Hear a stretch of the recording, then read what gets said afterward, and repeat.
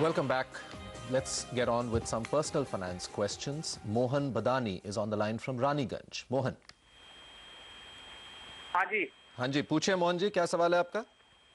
हाँ जी, हमें 2000 से 2500 के बीच में एक एसआईपी करनी थी जी। जी। तो किस फंड में मैं करूं तो बेहतर होगा?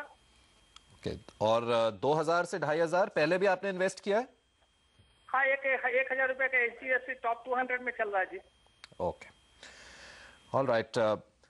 Avinash, will you tell us what should he really be looking at? He's got one already in, one equity scheme, 1,000 rupees. Does he even at all need another scheme, or should he, given his ticket size, just restrict himself to one? I don't really think so.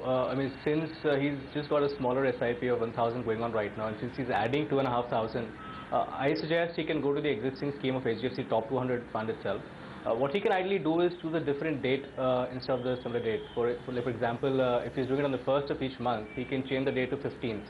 That will also help in further averaging. HDFC Top 200 is a consistently performing fund. It's given in SIP return in XIRR terms of about 22.5% plus over the past 5 to 8 years.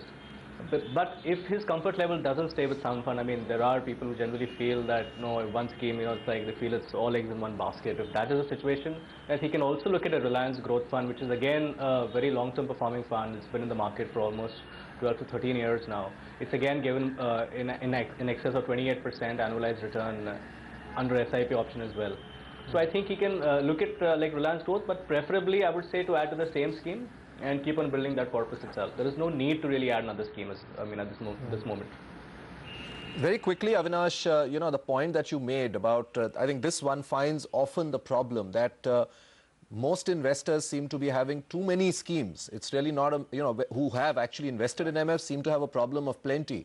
Perhaps it's the manner in which, mutual fund NFOs were sold.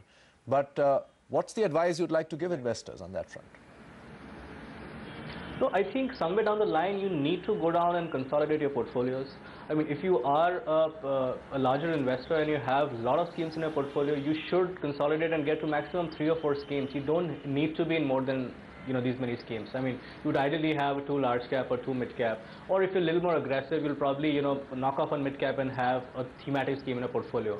But besides that, there is no need to over diversify. This will only probably make your portfolio too over diversified to give you a better return over the long term. So I think 3 or 4 schemes is just perfect. You're diversifying in a large cap, mid cap, and worst case like a theme fund also. But I don't think you should just not even look at going beyond that, because you're investing into mutual funds primarily to diversify your investments which you would otherwise done in direct stocks.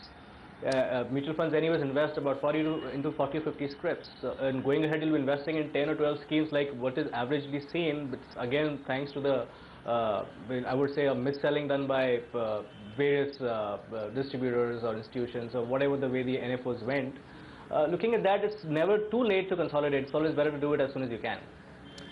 All right, Avinash, thanks very much for joining us today with those perspectives.